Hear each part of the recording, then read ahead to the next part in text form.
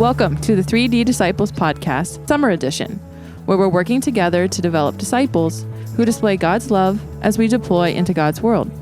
We've come to the close of Season 1, but we'll be dropping an episode at the beginning of June, July, and August.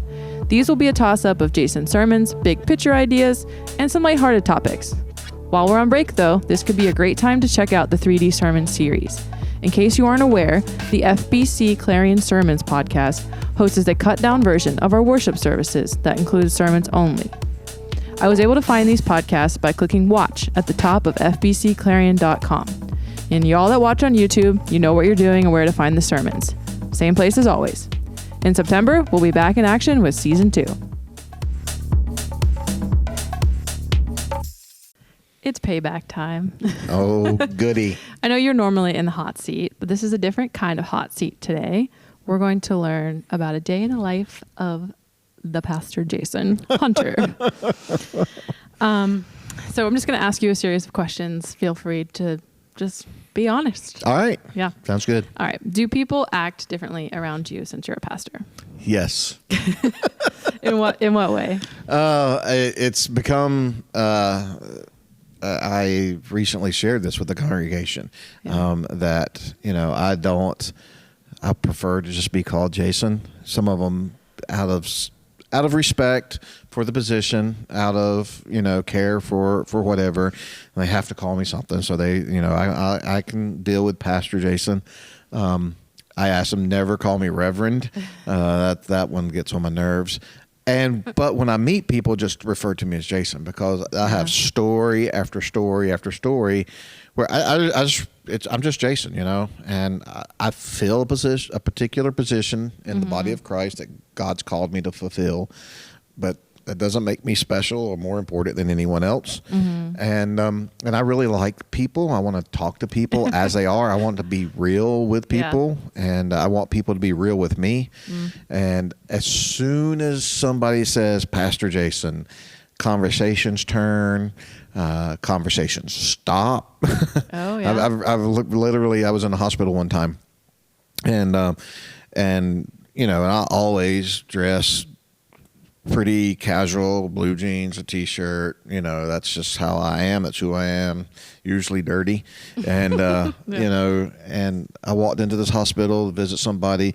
The people I knew, the person in the hospital was a church member, and the people, their family that knew me was in the hospital. So I just kind of walked up, and there was a crowd outside their room, a group of 5 or 6 people. And so I just kind of stepped up, and they were talking, and I just kind of chimed in a little bit, and it was colorful, and they were sharing things. And then the person who knew me came out and said, "Oh, Pastor Jason, you got here."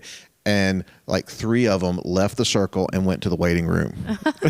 The other 3 was like, It was like, "Oh, it's so nice we're having weather today." The conversation's changed, and, and that's happened repeatedly. I won't tell the funny story. If you want to hear the really funny story, you'll have to find the sermon where I talked about what happened on the golf course. There's a story on the golf course that is the epitome of how people change when they find out about me being a pastor. Yeah. And so I told that on Sunday one day, so you'll have to look that one up online if you want to see that one, hear that story. Have you learned to accept that, or does that still frustrate you? It frustrates me. Yeah. I mean, it really does, just because here's another classic example. It's like I'll be at one of my kids' games, some event that they're at, and so all the other parents are there, and they're not, all the other parents aren't necessarily Christians or believers at all. So it'll be a football game, and they'll get a little loose with their language, or some other event, and they'll always look at me and go, "I'm sorry." I'm like, "Why are you paused me like, well, you weren't cussing at me." Yeah. I mean, like, why are you apologizing to me? And like, I'm just Jason, and I can handle it. I mean, I'm not offended really by that. I mean, I expect people who aren't believers to act like unbelievers. And so because that's my expectation, I don't get mad at them when they act like that. It doesn't offend me. I'm not like going to run, put my hands over my ears and run out screaming and that kind of stuff. I just want to, I'm like, okay, that's how you talk. Okay. I still like you, it's okay. And I want to get to know people, and that it is a giant barrier for me. Yeah. And it kind of leads into another question that I had near the end, but I'll ask it now. When you say you want to get to know people, like you've said many times that you want to be a pastor who's available, like not just someone that they listen to online, because we have the online campus, but we want you to be able to reach back in through the screen to you. And you said you email, phone calls. Personal side note, I phone called you one time because my husband and I got married during COVID, and everything kept changing and changing and changing. And I was like, okay, if we just have our minister and myself and my husband, we'll get married. Well, our minister calls 5 days before the wedding and says, I just tested positive for COVID. I'm not sure if I can marry you guys. So I called you up that day and was like, is there any chance you'd be willing to marry us if we need it? And you answered, and it was like right down the street from your house. You're like, I can make it work, just let me know. So anyways, that was an emergency situation, and I'm sure you get emergency calls a lot. But would you like it to, and maybe you do get, this happens a lot, where you get a lot of phone calls that aren't emergency, and how much more of those conversations do you want? I don't get a lot that aren't emergencies. Yeah. I would love to have plenty more. Hey, I just got this question. What does drive me crazy, another thing that drives me crazy, is often when people have emergencies, they apologize to me, and then so here's the one line that really, like, I don't know, it's a pet peeve, I guess. I know you got so many other important things to do than me. And, and so everybody's like, you're so busy and you've got other important things to do. And I'm like, no, I don't. If you have a need, that's like the most important thing in my world right now. Yeah. And if I have something that's more important than that, then I'm going to say, well, I have this thing, I'll be honest. I'll be honest about that. But there's so many people, I don't know if they feel ashamed to come to me, or they feel like they're putting me out. And to be quite honest with you, this is my philosophy of ministry.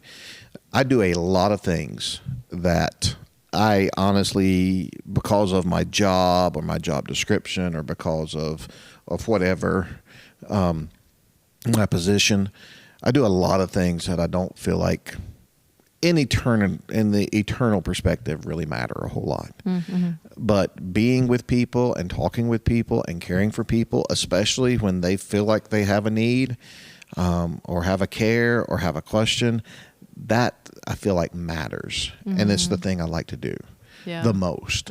And no matter how yucky, dirty, I like to be in the mud, in the muck with people's lives, because that's where I see Jesus. His best interactions are with people in the worst situations. Yeah. And that's where the love of Christ is displayed the most. Mm-hmm.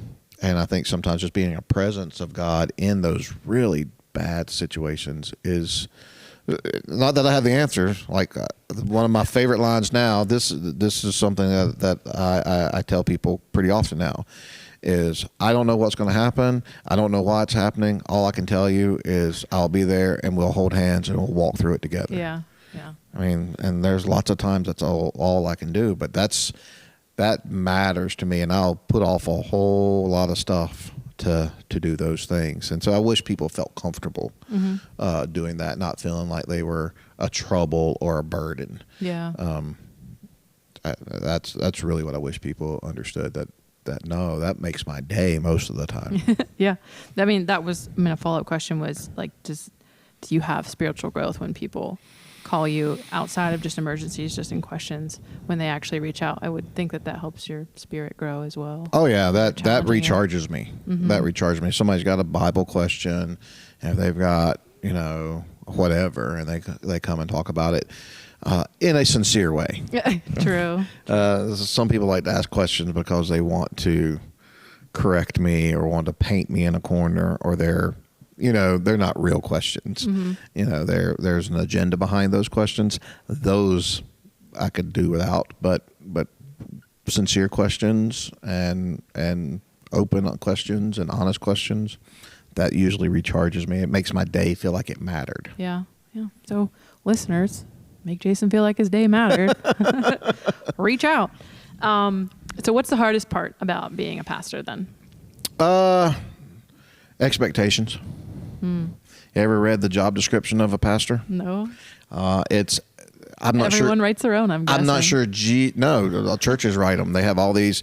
You should just Google pastor job searches and start to look at what they expect out of pastors. Oh my. Yeah, I'm not sure Jesus could fulfill most churches' expectations anymore. You need to be everywhere all the time. Always available, always, with the right answer. There's a lot of written and there's a lot of unwritten expectations, and that's the hardest part is meeting, and especially for someone who wants to please people. Yeah. Meeting everybody's expectations is difficult. And you think about it, you got 100 people here. All 100 have a different set of expectations. So by the time you put them all together, everything's expected. Yeah. I mean, just to be honest. Yeah. And then do you have a favorite book in the Bible or like a favorite story? Favorite book, favorite story.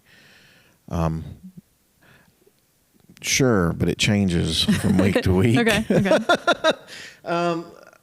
My favorite story, I love the creation story. I love the first 3 books of the Bible. That's probably why, if you've not noticed, I talk about those quite a bit. I find the whole understanding of everything that happens, I find in the first 11 chapters of the Bible. Yeah. And I love those stories. I love the story of Joseph particularly, because Joseph is the Old Testament character that's the most like Jesus, in my opinion. And especially with the closing line, what you meant for evil, God meant for good. Yeah. That encapsulates the gospel of Christ. What Satan meant for evil and the world meant for evil, God meant for good, meaning the crucifixion of Christ. So those are some of my favorite portions of the Bible. But I don't know. I got so many favorites. I love the last 3. So I got the book I dislike the most. Oh, okay. I can tell you that one is Job. Oh. Job drives me insane because it's a 38 chapter argument. Oh, yeah. For people, and it gets nowhere until the last 3 chapters. Now, the last 3 chapters of Job are some of my favorite. Yeah, when God comes on the scene. Yeah, when God comes on the scene and starts like, where were you when I did this? And where were you when I did this? And Job's like, okay, well, I'm just going to shut up now. Yeah. I'm not gonna, I've spoken too much. Yeah. But the first 37, 36, whatever chapters it is, where it's just the argument, I'd rather read Numbers and keep up with a genealogy than read those arguments. These guys fighting with each other, and all of them are missing it. Yeah. And that's the one I like. So whenever I read my Bible through, I keep track of that. I always get Job out of the way first, just so I can be done with that. Really? I would have never have guessed that. That's so funny. Well, one of the other questions I had, which you've basically answered, is do you have it all figured out? And kind of your story about Job would mean like, no, I'm just going to wait till the last 3 chapters for God to tell me how it all really goes, because I don't know. Oh, no, I definitely don't have it all figured out. Okay. And then has your opinion changed about anything since you graduated seminary? Yeah. About quite a few things, I guess. One of the things that my opinion changed through seminary actually led me here, is I grew to believe much more staunchly in what I see as the polity of the Bible, elders and deacons as leaders of the church, and that there should be a multiplicity of elders. Again, back to the expectations. My first church I served in, I was the only pastor, the only elder, and then I had a group of deacons below that. they kind of function like elders, which left us deaconless. Yeah. So some of that. So I became really convinced through seminary that having a plurality of elders, because no one can live up to the expectations. No one person has all the talents, all the knowledge, all the foresight, all the wisdom. Some people are great administrators, some people aren't, some are great communicators, some people, no one person houses all of that. And so it takes a team, it takes a group to really function properly. And so I became very convinced of that. And that's actually what led me up being here, is because do we have that established? The church had moved to an eldership and the elder board and the deacon board, and that lined up with how I interpret the scriptures a whole lot more, and so that led me here. I'm less dogmatic about modes of baptism than I was at one point. I think immersion is still best, but if I needed to sprinkle somebody, I would, in given particular case or situation. So I wouldn't fight over that anymore. When you're young, everything is a hill to die on. As you get older, you mellow. And then there's lots of questions I'm still wrestling with. It's funny, I just told somebody, I can't remember what it was about, but I said, well, you asked me on Monday, Tuesday, and Wednesday, I'm going to have one answer. You asked me Thursday, Friday, and Saturday, I'm going to have a different answer because I'm still figuring that one out. I'm not sure where I'm at on that. Yeah. All right. And then can you break down by percentage, like how much time per week you devote to preparing sermons, ministering, or meeting with this church leadership team that you're talking about? And just basic self-care. So there's 1, 2, 3, 4. Wow. What's the time you spend the least on, I guess? Self-care. Yeah, I thought so. The running joke around the office is my day off.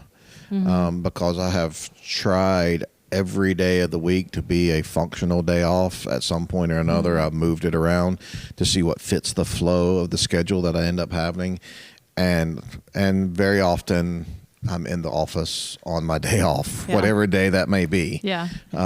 So that's probably the thing I do the worst at is doing that. Okay. Sermon prep can depend quite a bit on what other thing comes up and happens. I have a method I like to use. So that's why my days keep changing. But I really like to come in on Monday and kind of get the scripture, get the idea, and let it marinate, read it a few times, kind of start forming outlines, because I work on those things like in the shower every morning or when I'm laying in bed at night trying to fall asleep. My brain just doesn't shut down very well. And so I'm constantly thinking about illustrations and points and how I can repeat them in my head. So it'd be hard to put like a solid percentage on it's that? hard really, but I probably spend 8 hours, 1 8-hour period a week, really sitting down at the computer, writing, putting my notes together, forming the slideshow. I wish I could do more than that, but the other things that I'm involved with. Yeah. But the Lord and I have a good working relationship on that. I've grown in being able to sense what He wants me to preach about. Like even today, I was working on sermons, and I had 2 that I was working on, and it's like I don't know how to describe this. It sounds weird, and I don't want it to sound super spiritual or crazy. Okay. But it's like I have a sense, like there's just a sense about this is the one you need to work on. I was waffling between 2 scriptures, and one's like, but not quite. Yeah. That one may be over here, but this is the one. Let's dig into this one, and there's a sense about it. Cool. And then ministering. Ministering, well, that depends on what you call ministering. Okay. And there's the $1 million question. Oh. And again, so back to the expectations, back to, what is ministering? Is ministering sitting in my office waiting for somebody to walk in the door? Or is ministering me being on the golf course with someone who is far away from God or far away from the church or on the cusp of being in the church. And the only place they'll really open up and be honest with you is while you're playing around the golf, and it's hard to tell people that that's ministering. Yeah. It really is. Yeah. Or, spending 3 hours in a coffee shop somewhere, talking with people. Is that ministering? I almost feel like that deploy action step, or just deploy D, where you're taking your lantern with you everywhere you go. Like you're ministering all the time. Yeah, I mean, and that's really what we should be doing, all of us. But so what you define by ministry, the one that you didn't put in there, it's phrased, I'm sure there's something. Administration. Oh, yeah, I missed that. And so that's probably the part I'm the weakest at, and it does take up some time of, organizing picnics and talking with, committees and setting up elder meetings and having pastor reviews and looking at. You get reviewed? Every year. Ooh. I didn't know that. Yep. Looking at curriculum, finding, all that stuff, that I won't say it's unimportant, but again, it's doesn't affect eternity like actual ministry where you're actually engaging in somebody's life and being part of their life. But we'd fall apart if we didn't have some form of structure. Oh yeah. We need it. Yeah, absolutely. Yeah. All right. And then if you could do any other job, what would it be? There's only one that I've experienced that I really loved, and that was working in the therapeutic wilderness camping.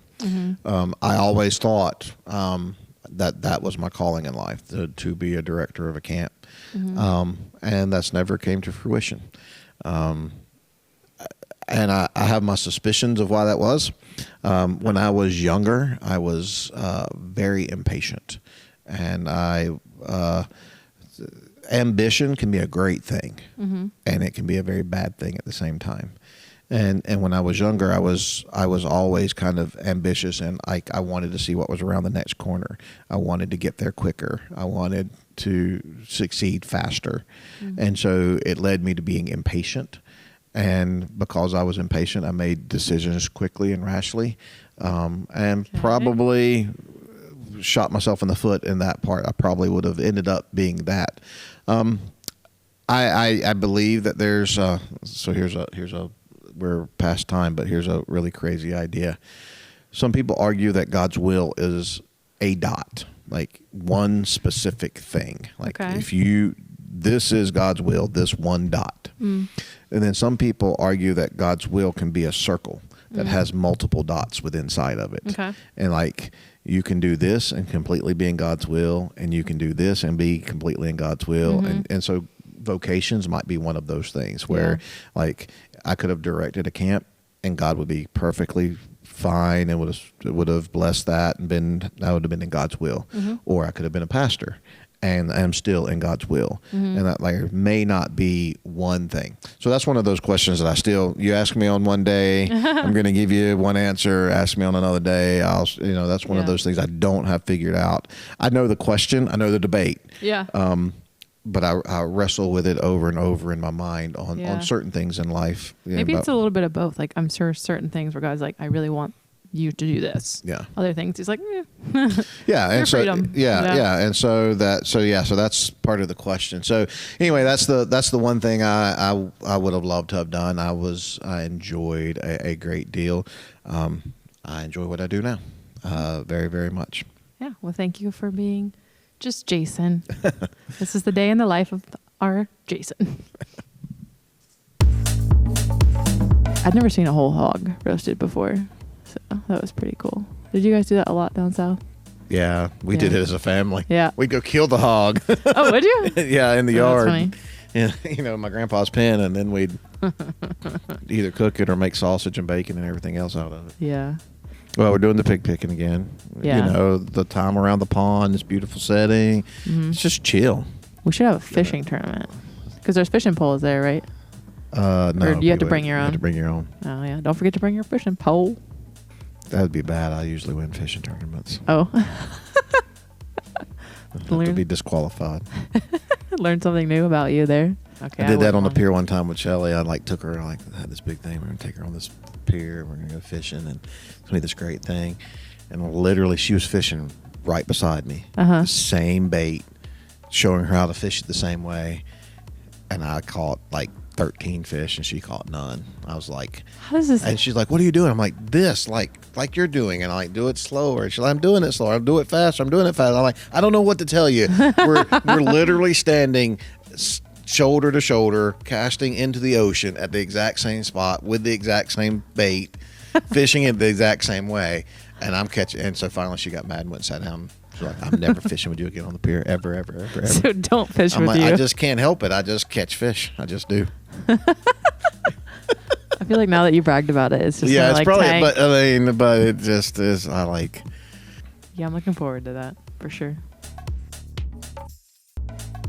Well, one of our greatest desires here at First Baptist Church is to get to know people. And one of the best ways to do that is just kind of come hang out. And so we have this great opportunity this summer. On August the 19th, we have our church-wide picnic. You can get all the information on our website, FBCClarion.com, of the wheres and the whens and the what fors. But we just really would like to ask you, if you're interested in getting to know us better, learn who we are, and give us a chance to get to know you, we invite you to come to the picnic. There'll be a hog roast at least, and lots of food and some games. There's a nice pond, some time to fish, and do a little kayaking around or canoeing around the pond. And it's just a really slow-paced time. Sit down and talk with one another. So we invite you to our picnic on August 19th. I hope we all continue to develop as disciples who can display God's love as we deploy into God's world.